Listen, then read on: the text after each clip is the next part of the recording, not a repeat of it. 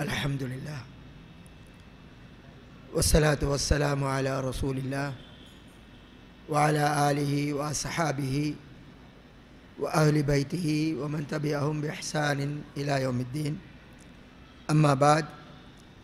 அன்பிற்குரிய இஸ்லாமிய சகோதரர்களே,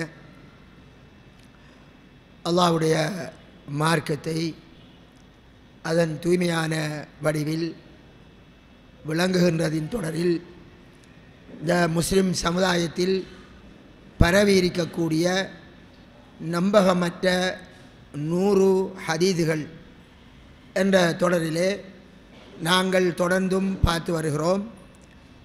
அந்த அடிப்படையில் சென்ற வாரம் வலது காதில் அதானும் இடது காதில் இகாமத்தும் பிறந்த குழந்தைக்கு சொல்லப்படுவது அது சம்பந்தமான விவரங்களை விரிவாக பார்த்தோம். இன்றைய தினம் ஒரு பிள்ளை பிறந்துவிட்டால் அது தொடர்பாக வரக்கூடிய சமுதாயத்தில் நடைமுறையில் இருக்கக்கூடிய ஆனால் ரசூலுல்லாஹி ஸல்லல்லாஹு அலைஹி வஸல்லம் அவர்களிடமிருந்து அதற்கு எந்த விதமான நம்பகமான அறிவிப்பும் பெறாத ஒரு செய்தியை பார்க்க போகிறோம். அதற்கு முந்தி ஆரம்பத்தில் ரசூலுல்லாஹி ஸல்லல்லாஹு அலைஹி வஸல்லம் அவர்கள் ஒரு பிள்ளை பிறந்தால் அதற்கு செய்ய வேண்டிய கடமை தொடர்பாக சொன்ன ஒரு ஆதாரமான ஹதீதை நாம் பார்த்ததன் பின் அதற்கு நுழைகிறோம். புகாரி ஹதீஸ் கிரந்தத்தில் வரக்கூடிய செய்திதான். ரசூலுல்லாஹி ஸல்லல்லாஹு அலைஹி வஸல்லம் அவர்கள் என்ன கூறுகிறார்கள்?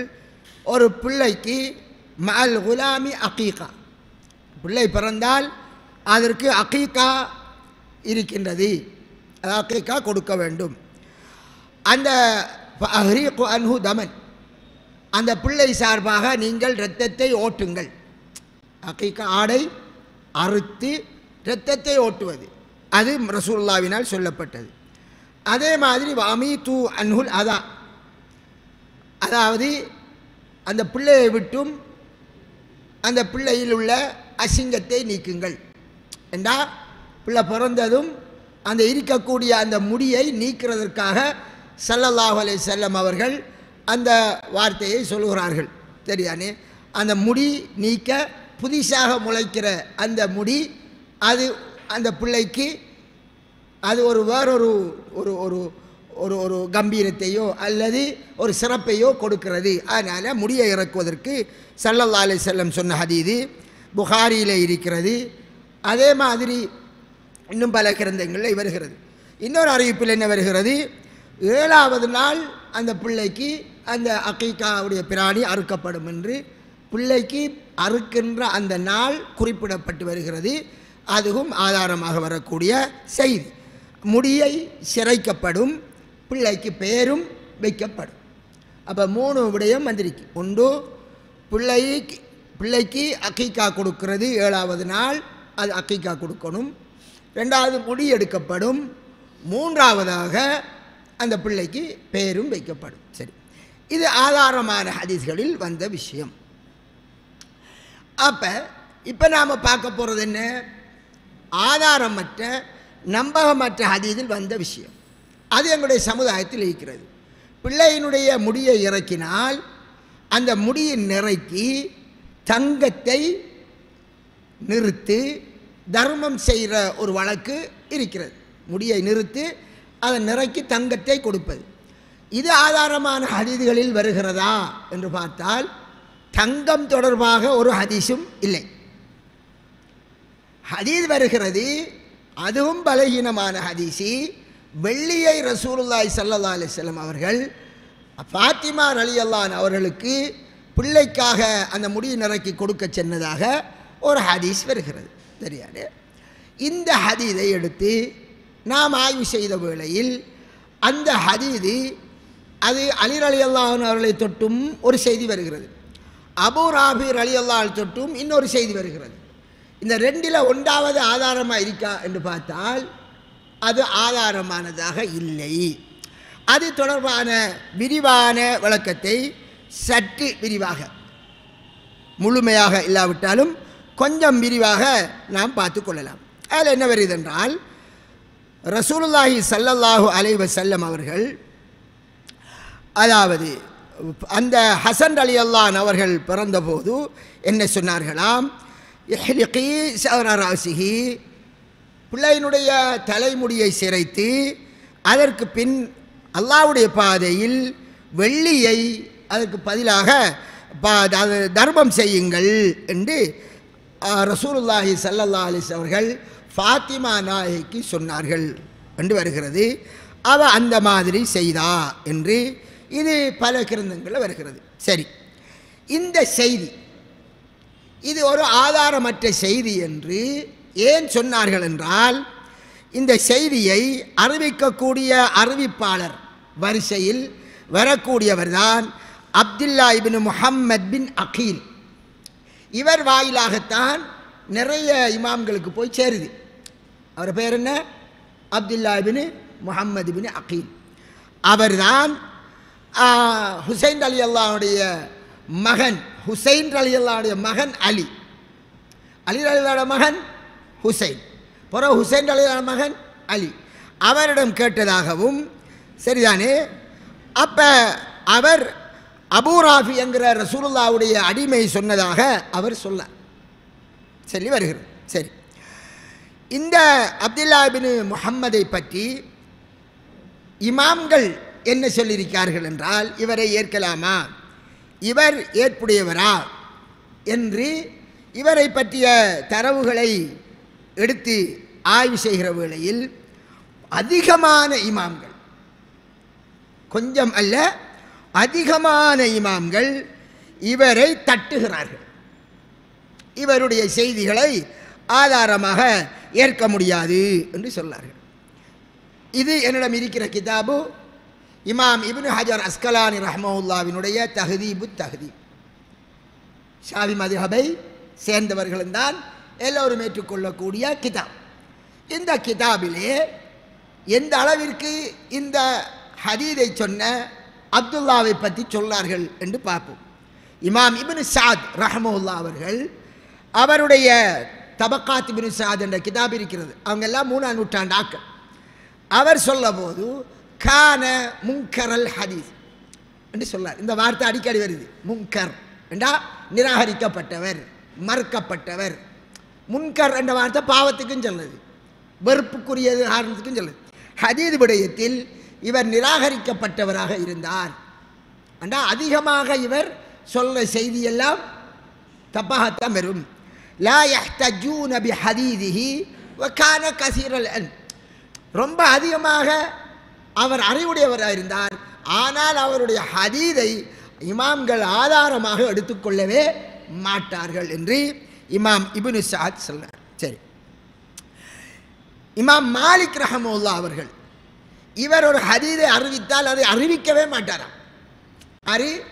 இமாம் மாலிக் இவரை செய்தியை அறிவிக்காதவராக இருந்தார் என்று சொன்னார்.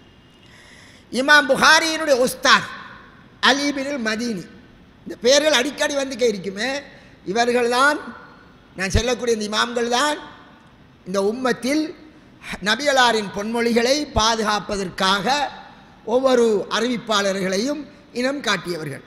நமது இந்த 100 ஹதீதை தொடராக கேட்பவர்கள் மிக பெரும் அறிவை இந்த துறையிலே பெற்றுக்கொள்வார்கள். சரி, இன்ஷா அல்லாஹ். அவர் என்ன சொல்லார்? அலி பின் மதீனி இமாம் புகாரியினுடைய உஸ்தாத். وكان يحيى بن سعيد لا يروي عنه. யஹ்யா பின் சயீத் அல் கத்தான் ரஹ்மஹுல்லாஹ் இவரை தொட்டும் ஹதீஸை அறிவிக்கவே மாட்டார். அவர் ஒரு ஹதீஸ் சொன்னால் அதை அறிவிக்கவே மாட்டாருங்கிற அளவுக்கு இவரை என்னஞ்சிருந்தார்கள், ரிஜெக்ட் பண்ணி இருந்தார்கள்.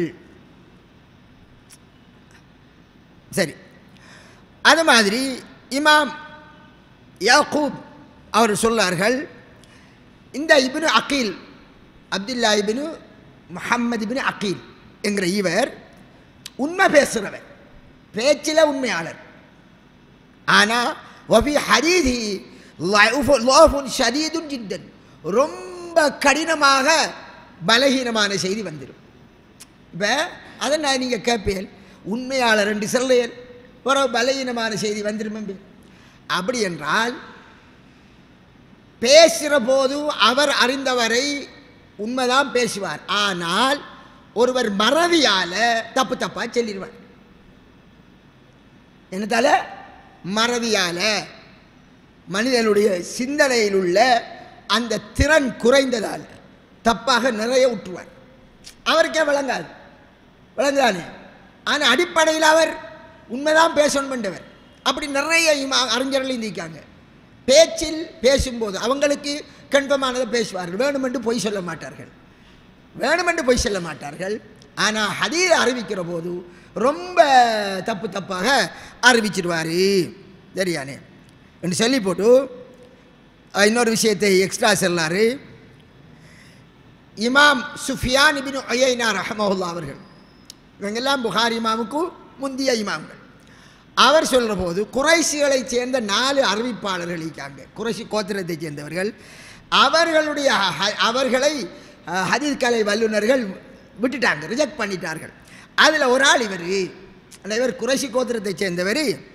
அந்த மாதிரி அதே மாதிரி இமாம் அபு மஅமர் என்பவர் என்ன சொல்லார் என்றார், சுஃபியான் இப்னு உயைனா ரஹ்மஹுல்லாஹ் அவர்கள் லா யஹ்மது ஹிஃபுலஹு, இவருடைய மனன ஆற்றலை நல்லதாக சொல்லவில்லை, அதை அவர் நல்ல மனனம் உள்ளவர் என்று அவர் புகழ் வார்த்தையால் கூறவில்லை. அப்படி என்றால் மன சக்தியில் மோசமானவர்.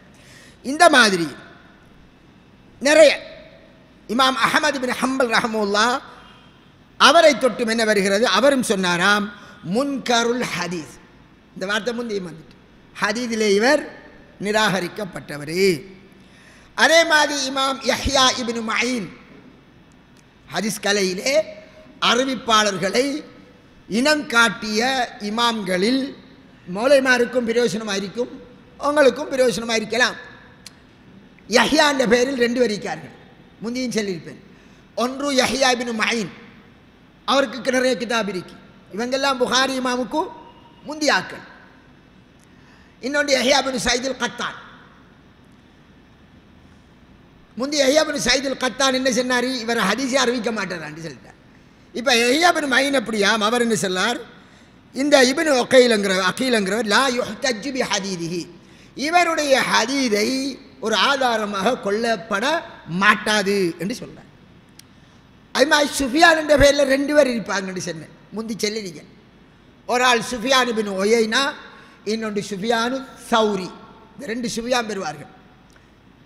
இவங்க மாலிக் இமாமுடைய காலத்து ஆக்கள், அதை அடுத்து அந்த காலத்தை சேர்ந்தவர்கள். சரியா? இந்த இமாம்கள் சுஃபியான் இப்னு உயைனா அவர் என்ன சொன்னார் என்று வந்துட்டு சரியானே. இன்னொரு கூட்டில் யஹ்யா இப்னு மயீன் என்ன சொல்லார்னா லைஸ பிதாக், அவர் சொல்கிற அளவுக்கு ஒன்றும் இல்லை, அவரை ஒன்றுமே கிடையாது என்கிற மாதிரி அவர் சொன்னார்.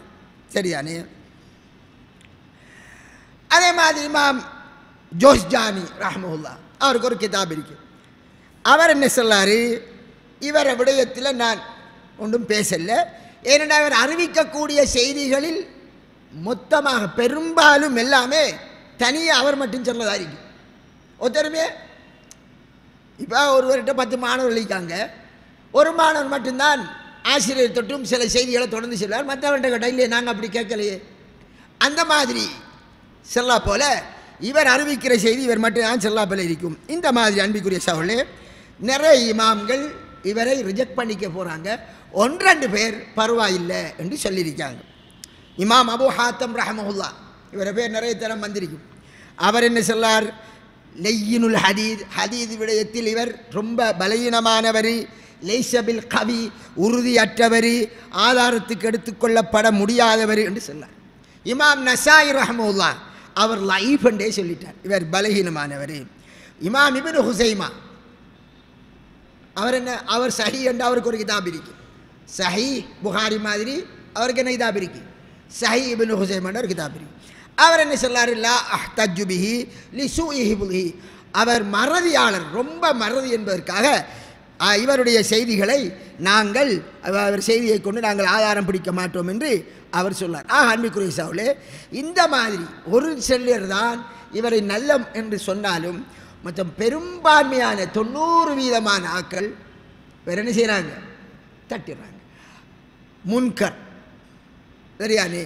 அவ்வாறான ஒரு அறிவிப்பாளர் வாயிலாகத்தான் எந்த செய்தி வந்தது? நான் இப்போ சொன்னனே,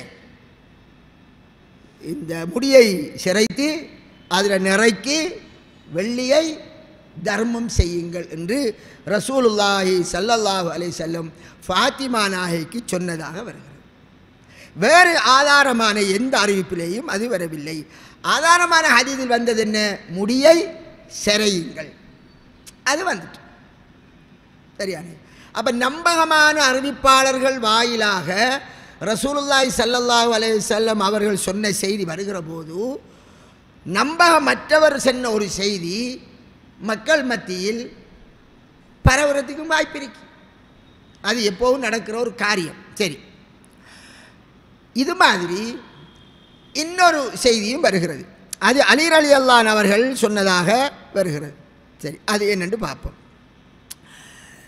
அது என்னையாம், ரசூலுல்லாஹி ஸல்லல்லாஹு அலைஹி வஸல்லம் அவர்கள் ஹசனுக்கு ஒரு ஆடை என்ன செய்தார்கள்? ஒரு ஆட்டை குர்பா அந்த அக்கீக்காவாக கொடுத்தார்கள். சரியானே. ஆம்பளை பிள்ளைக்கு எத்தனை ஆடை இருக்கணும்? 2. இதில் ஒரு ஆடு என்று வருகிறது. சரி, சொன்னார்களாம், பாத்திமாவே நீ முடியை சிரைத்து அதனுடைய நிறைக்கு வெள்ளியை தர்மம் செய் என்று சொன்னார்களாம். அப்போ அவ சொல்கிறா, அவ நிறுத்தாவாம். நிறுத்தொன்ன ஒரு திர்ஹம், ஒரு வெள்ளிக்காசு அளவுக்கு வந்துதாம், அல்ல கொஞ்சம் அளவுக்கு வந்துதாம் என்று இந்த செய்தி வருகிறது. இந்த செய்தியை இமாம் திர்மிதியும் அறிவிக்கார். சரியா? திர்மிதி ரஹ்மத்துல்லாஹ் அறிவிச்சிட்டு ஒரு செய்தி சொல்லாரு, வ இஸ்னாதுஹு லைஸ பிமுத்தஸில், லைஸ பிமுத்தஸில். என்ன அப்படின்றா, இதனுடைய அறிவிப்பாளர் வரிசை தொடரானது அல்ல. அப்படி என்றால் ஒரு ஆசிரியர் அவர்கிட்ட கேட்கணும், இன்னொருவர் இப்படி இன்னொருத்தர் வேற தர வேணும், இவர் அவரை சந்திச்சிருக்கணும், அவரை மாணவனை இந்த அடுத்தவர் சந்திச்சிருக்கணும். அப்படி தொடராக இல்லாமல் ஆசிரியர் மாணவருக்கிடையில் தொடர்பு இல்லாமல் இருக்கி ஒருவர், இப்போ நான் ஒரு அப்துல் ரஹ்மான்ங்கிறவரை தொட்டும் நான் ஒரு செய்தியை சொல்ல வேண்டி வைப்போமே, அப்படி ஒரு செய்தி வருதுன்னு இப்போ. ஆனால் அப்துல் ரஹ்மான் மௌத்தானத்துக்கு பிறகு தான் நான் பிறந்தேன் ரெண்டு இருந்தால், ஒருவர் பிறந்ததுக்கு பிறகு அவர் ஒருவர் மௌத்தானத்துக்கு பிறகு பிறக்கிற நான் அவரிடம் செவியிட்டேன் என்று சொன்னால் இது எப்படியாது? அது உண்மையாக இருக்குமா? இல்லை.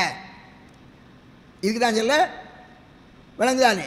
அந்த அறிவிப்பாளர் வரிசையில் வர பேர் வரிசையை எடுத்து பார்த்தால் இது ஒருவர் ஒரு மாணவன் ஒரு ஆசிரியருக்கிடையில் தொடர்பற்றிருக்கக்கூடிய அறிவிப்பாளர் வரிசை என்று சொல்லிவிட்டு அவரே சொல்லாரு, அலி ரலியல்லாஹு அன்ஹு அவர்களை தொட்டும் இந்த செய்தியை அறிவிக்கக்கூடிய முஹம்மது பின் அலி பின் ஹுசைன் என்கிற அறிவிக்கார். இந்த முஹம்மது அலியை சந்திக்கவே இல்லை, அவருடைய காலத்தையே அடையவில்லை என்கார். அப்படின்னா என்னது? கொஞ்சம் விளக்கமா சொல்லணும். அலி ரலியல்லாஹு அன்ஹு மகனாரு ஹுசைன் ரலியல்லாஹு அன்ஹு, அவர மகனாரு அலி, முந்தி சொல்றேன், அவர மகனாரு முஹம்மத். அலி ரலியல்லாஹு அன்ஹு, ஹுசைன் ரலியல்லாஹு அன்ஹு, அவர மகன் அலி ஜைனுல் ஆப்தீன் என்று சொல்வார்கள். அவர மகன் முஹம்மத். இப்போ அறிவிக்கிற யார் என்றால் இந்த முஹம்மது என்கிறவர் ஆரை தொட்டும் அறிவிக்கார்? அலி ரலியல்லாஹு தொட்டும் இந்த செய்தி அறிவிக்கார். அலி ரலியல்லாஹு மகன் ஹுசைன் அறிவித்தால் அது ஓகே. இந்த அலி ரலியல்லாஹுடைய பேரனிக்கார அலி, அவர் பிறந்து ஒரு வருஷத்தால அலி ரலியல்லாஹு மௌத்தாகிறாங்க. அலி ரலியல்லாஹு பேரன் ஹுசைன் ரலியல்லாஹு மகன் அலி என்கிறவர் பிறந்த ஒரு வருஷத்தில் ஆறு மௌத்தாகிறாங்க, அலி ரலியல்லாஹு மௌத்தாகிறாங்க. அதுக்கு பிறகு அந்த பிள்ளை வளர்ந்து பெரியாளாகி கல்யாணம் முடிச்சு பிறந்தவர் தான் ஆறு முஹம்மத். இந்த அறிவிப்பாளர் வரிசையில் என்ன வருகிறது? இந்த முஹம்மத் அலி ரலியல்லாஹுடைய பேரண்ட மகன் அலி ரலியல்லாஹு தொட்டும் அறிவிச்சுதான் வருது. அதனால இமாம் திர்மிதியை சொல்லிட்டாரு, இவரை காலத்தையே அடையல. இதுதான் நான் சொன்ன அறிவிப்பாளர் வரிசை துண்டிக்கப்படும். அவர் வாயிலாக இந்த செய்தி வருது. அதனால அந்த செய்தி எடுபடாது. சரி, அதே நேரம் இந்த செய்தி இமாம் பைஹக்கி இமாமினுடைய கிதாப், இமாம் பைஹக்கி அவருக்கு ஒரு கிதாப் இருக்கு அஸ்ஸுனனுல் குபுரா. அவரும் இந்த செய்தியை கொண்டு வரார். கொண்டு வந்துட்டு அவரும் என்ன சொல்லார் என்றால் வஹாதா ஐலன் முன்கத்யா, இந்த வலைக்கும் ஸலாம், இந்த அறிவிப்பாளர் வரிசை துண்டித்தது, தொடர்பு அற்றது என்று இமாம் பைஹகியும் சொன்னார். அதே நேரம் இந்த செய்தி சரியா, அதில் வேறொரு விஷயமும் சேர்த்து வருது. என்னையா, ஆடு அர்த்தத்துக்கு பிறகு பைஹகியில் வர்றதில் அந்த ஆட்டினுடைய கால் பகுதியை எடுத்து, அக்கீகாவினுடைய கால் பகுதியை எடுத்து மருத்துவச்சிக்கு அனுப்புமாறு ரசூலுல்லாஹ் சொன்னார்கள். அந்த நடைமுறை நம்முடைய சமுதாயத்தில் இல்லை போல. மொத்தத்தில் அகீகாவே இல்லாமல் தானே இருந்த இந்த சமூகத்தில் நான் அறிய அல்லாஹ்வுக்கு எல்லா புகழும், முதலாவது அகீகா இந்த பிள்ளைக்கு கொடுத்த அகீகா தான் இந்த ஊரில் நான் எனக்கு தெரிய. அதுக்கு முந்தி அகீகாவை பற்றிய பேச்சு இருக்கல. பிறகு பிறகு பிறகு பிறகு அல்ஹம்துலில்லாஹ் இப்போ பிள்ளை பிறந்தா என்னஞ்சாலும் அகீகா கொடுக்கணும் என்று தௌஹீதுக்காரர் இருந்தான், தப்லீகாரர் இருந்தான், எல்லார்ட்டையும் அந்த பழக்கம் வந்துட்டு அல்லாஹ்வுக்கு எல்லா புகழும். இந்த செய்தி எது, இந்த அலி ரலியல்லாஹுடைய செய்தி, காலையும் ஆட்டினுடைய காலையும் மருத்துவச்சிக்கு கொடுங்கிற செய்தி இன்னும் பல கிரந்தங்களில் வருது. இந்த செய்தியை அறிவிக்கக்கூடிய ஒரு அறிவிப்பாளர் சரிதானே, ஜாஃபர் இப்னு முஹம்மத் என்கிற ஒருத்தர். இந்த ஜாஃபர் இப்னு முஹம்மத் என்கிற வாயிலாகத்தான் இந்த செய்தி வருகிறது. இந்த ஜாஃபர் இப்னு முஹம்மதுக்கிட்டேருந்து போகும்போது அவர்கிட்டேருந்து ஹுசைன் இப்னு ஸைத் என்கிற ஒருவர் கேட்டு அறிவிக்கிறார். இன்னொருவர் ஹஃப்ஸ் என்கிற ஒருத்தர் கேட்டு அறிவிக்கார். இவங்கெல்லாம் ஒருவருக்கொருவர் முரண்பாடாக சொல்கிறார்கள். இந்த ஜாஃபர்கிட்ட இருந்து கேட்டு இந்த செய்தியை சொல்லும் போது முரண்பாடாக வருகிறது. போலாவது இதில் ரசூலுல்லாஹி ஸல்லல்லாஹு அலைஹி வஸல்லம் இப்படி சொன்னார்கள் என்று சொல்றது ஹுசைன் என்கக்கூடிய ஒரு அறிவிப்பாளர் சொன்னார். அந்த ஹுசைன் என்கிறவர் அவரும் பலகீனமானவர், அவர் தப்பாக செல்லவர் என்று, தப்பாகவும் செல்லுவார் என்று இமாம்கள் அவரை இனம் காட்டுறார்கள். அதே தஹதீப் கிதாபில் தான் இன்னும் நான் எடுத்திருக்கேன் சரியானே. அவரை பற்றி இமாம் இப்னு அபி ஹாத்தம் ரஹ்மஹுல்லாஹ் சொல்லும்போது என்ன சொன்னார், இவர் சரியாகவும் சொல்லுவார், பிழையாகவும் சொல்லுவார், தப்பாகவும் சொல்லிவிடுவார் என்று. அதே மாதிரி இமாம் இப்னு அதி ரஹ்மஹுல்லாஹ் அவர் பலகீனமானவர்களுக்கு என்று ஒரு கிதாப் எழுதினார். அதில் சொல்ல போது இவர் பர்வாயில்லை என்றாலும் இவருடைய ஹதீதிலே நான் நம்பகமற்றவருக்கு மாற்றமாக சில முரண்பாடான, அதாவது மாற்றமான செய்திகளை நான் பார்க்கிறேன் என்று இமாம் இப்னு அதி சொன்னார். இமாம் புகாரி இமாமுடைய உஸ்தாதி சொல்ல போது இவரிலே பலகீனம் இருக்கிறது என்று சொன்னார். இமாம் யஹ்யா இப்னு மயின், இந்த பேரெல்லாம் முந்தி வந்தது, அவர்கள் சொல்ல, இவர்கள் தான் ஹதீஸ் கலையின் பாதுகாப்பாளர்கள், என்ன சொன்னார், லைஸ பிஷை, இவர் ஒன்றுமில்லை, கணக்கே எடுக்க தேவையில்லை என்று சொன்னார். இமாம் தாரகுத்னி மட்டும் அவரை உறுதியானவர் என்றார். அப்ப ஒருவர் உறுதியானவர் எங்க, பலர் இவரை நம்பகமற்றவர் என்றால் ஹதீஸ் கலை விதியின்படி யாருடைய கூட்டு எடுக்கணும்? எவர்கள் நம்பகமற்றவர் என்று சொன்னாரோ அவர்களின் கூற்றைத்தான் எடுக்கப்படும். சரியான, இதற்கு ஹதீஸ் கலையிலே அல் ஜர்ஹு முகத்தமுன் அல தஅதீல் என்று சொல்வார்கள். அறிவிப்பாளரை பற்றிய விமர்சனத்துக்குத்தான் முன்னுரிமை வழங்கப்படும், அவர்களுடைய குறைகளுக்கு. ஏனென்றால் ஒருவர் உள்ள குறை வழியில் தெரியாது. ஒரு நபர் இருக்கார், இவர் நல்லவரா என்று கேட்டால் ஒன்றிற்கு எனக்கு தெரியா, அல்லது நல்லவரா இருக்கலாம், என்ற இவரை குறை தெரியாதானே. அப்போ ஒருவரை பிழையா சொல்லலாம், எப்போ சொல்லலாம்? குறையை கண்டதன் பின்னர். இமாம் தாரகுத்னிக்கு அவரை குறை தெரியவில்லை, இமாம் யஹ்யா பின் மயினுக்கு அவரை குறை தெரிந்தது, இமாம் அலி பின் மதீனிக்கு அவருடைய குறை தெரிந்தது, இமாம் இப்னு அதிக்கு அவருடைய குறை தெரிந்தது, இமாம் இப்னு அபி ஹாத்தம் ரஹ்மத்துல்லாஹுக்கு அவருடைய குறை தெரிந்தது. அவர் இந்த அறிவிப்பாளர் தான் என்ன செய்கிறார், இந்த பலகீனமான அறிவிப்பாளர் தான் இந்த செய்தியை ரசூலுல்லாஹி ஸல்லல்லாஹு அலைஹி வஸல்லம் அவர்கள் அப்படி சொன்னதாக இந்த செய்தியை சொல்லிவிடுகிறார். அதே நேரம் இந்த ஜாஃபர் எங்களிடமிருந்து தான் இந்த செய்தி போகுது என்று சொன்னேன். அவர்கிட்ட இருந்து கேட்ட ஹப்ஸங்கிறவர் அவர் சொல்ல போது இந்த செய்தியை எப்படி சொல்லார் என்றால், ரசூலுல்லாவுக்கும் அறிவிப்பாளர் வரிசையில் தொடர்பில்லாமல் சொன்னார். என்ன இப்போ நபி என்றால் நபிக்கிட்ட ஒரு சாபி கேட்கணும், சாபிக்கிட்ட தாபியும் கேட்கணும், தாபிக்கிட்ட தப இப்படி வருந்தானே.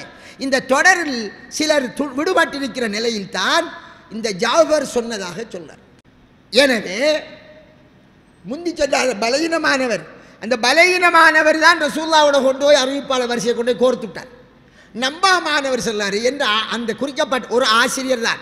ஒரு ஆசிரியர்கிட்ட 2 பேர் கேட்கார்கள். ஒரு பலகீனமானவர் அறிவிப்பாளர் வரிசையை சேர்த்து சொன்னார். நம்பகமானவர் அந்த ஆசிரியர் கேட்டவர் இல்லை, இது அறிவிப்பாளர் வரிசை இல்லாமல் தான் இவர் சென்று சொன்னார். யாரை கூட்டெடுப்பார்கள்? பலகீனமான கூட்டையா நம்பகமானவர் கூட்டியா? நம்பகமானவர் கூட்டு. சரியா? இப்போ நான் ஒரு ஆசிரியர் இருக்கேன், நான் ஒரு விஷயத்தை சொல்கிறேன், அந்த விஷயத்தை 2 பேர் கேட்காங்க. ஒருவர் சரியான மறதியாளர்.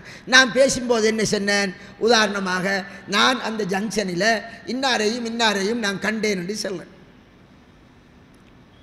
அந்த செய்தியை 2 பேர் கேட்காங்க. அந்த பலகீனமானவர் என்ன சொன்னார், அப்படி அவர் செல்லலையேங்க. நம்பகமானவர் சொல்லார், நான் கேட்டேன் அப்படி சொல்லார்.